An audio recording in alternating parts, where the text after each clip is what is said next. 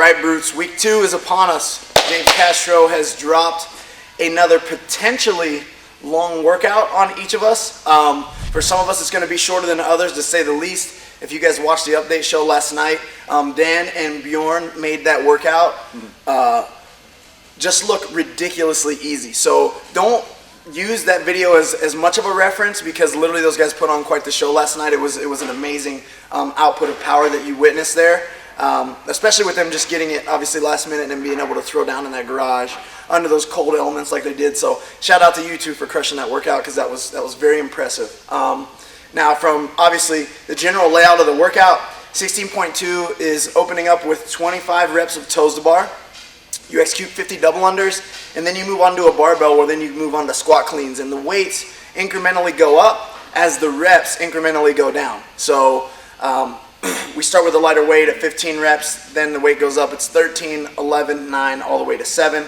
There's potential 5 blocks to go through, and each one of those blocks is only lasting 4 minutes. So if you don't make it through that next 4-minute block, obviously you're not allowed to continue on, and that's where your score ends there. From an equipment and setup perspective of this workout, it's going to be very simple, right? You need to make sure that you have a bar that is comfortable for you to do toes to bar on, and I mean comfortable by way of grip. If you need to put tape on the bar and you prefer that, utilize it. Make sure that the bar is set up that way. This workout is surely going to be get very grippy. If you have access to a pull-up bar that is less in circumference than one that you're normally used to training on, that may help as well to take away some of that grip tension. And then even just a quick strategy consideration, that if you guys always wrap your thumb around the bar and feel like it detracts from your grip stamina, consider laying your thumb over top of the bar. Or if you're a smaller handed athlete and you don't already do that, consider that for this workout. Obviously, it would be smart for you guys to have 2 jump ropes.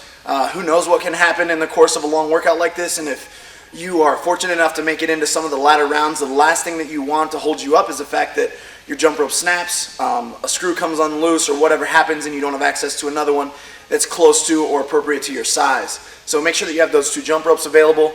And then lastly, obviously you need your barbell for the cleans and the weights. You need to be the one responsible for setting those up for yourself. So I don't mean loading the bars. Guys, ideally you're going to have a partner that sets and loads the bars for you. That time is going to be drastically costly if you are stuck loading your own barbells, but you should be the one to set the weights out. Not because anyone's going to be looking to sabotage you on purpose. However, people make mistakes, and if you're the one that makes a mistake, at least you only have yourself to blame. So make sure the one that sets up the weights in your area or designated area for your cleans, and then it obviously avoids you chasing different bars around throughout the workout. So one of the options is that you can set up multiple bars, but if you're walking from bar to bar, or you need to travel a little further to get to that next bar, it just is going to increase the time delay of you picking up that bar and executing a clean. So have that in mind.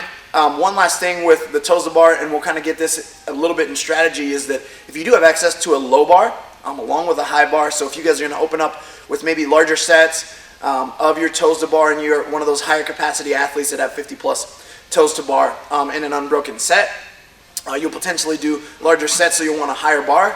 But many of you will want to go smaller sets, and a quick transition to a low bar, a lot like the video we showed last week with the quick chest to bar pull up, could be very viable and very valuable to many of you guys out there in consideration to that. One last thing.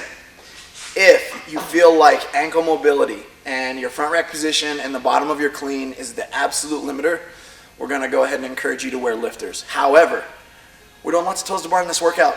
Lifters aren't light, and if you're doing a ton of them and then a ton of jumping, that does never really help your cause. So if at all possible, work on your mobility and just rock your nanos or whatever flat Metcons or shoes that you traditionally wear for this workout. It will probably help you down the road. Nick, you got anything to mention equipment-wise? No, I think it's pretty straightforward. Yeah, just make sure you're familiar with your space, and like you mentioned, everything, just kind of go through it and yeah, know your setup. All right, guys, so now it's time for us to talk a little bit of strategy here for this workout. The fact is, we're looking at different models of athletes within our group and community of Brute, and also even outside of that. Obviously, if you guys are watching this and you're not a part of our community, this workout is literally almost going to be laid onto one side of the tier where you guys are either really excelling at the toe to bar and the double underside, the gymnastics and the monostructural piece, or you're probably going to be really chomping at the bit to hit those cleans and get to a heavy weight on those cleans. And then there are some of us that are mixed and matched in between and kind of a hybrid between the two. But the big thing that we want to consider again this week is, what is your limitation specifically?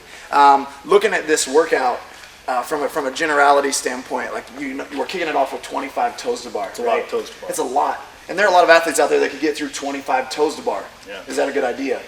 Yeah, I think it brings up a good point, right? So knowing your engine, right? And knowing whether something's a good idea or not. And I think what we've seen, right, so far talking with all the athletes is that toes to bar is actually a bigger metabolic stress than anybody expected, right? Talking to some folks who, have, cleans in the high threes, who couldn't even touch the 275, right? Yep. And that's shocking, right? And so just think about that impact. Yep.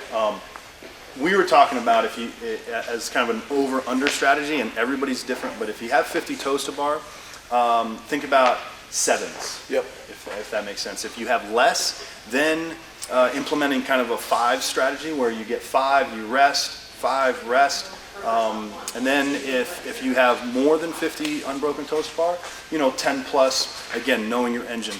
I think figuring out how deep you want to go into this workout and managing fatigue and toes to bar is going to be crucial. Yep. Would you agree? Yeah, no, I agree. I think big picture, guys, what we've got to do is almost set a standard. So if you really have the desire or the capacity that you're very confident in of making it to that 275 bar or potentially 315, we've got to kind of look at how we need to manage the time in order to create a buffer for ourselves throughout the workout.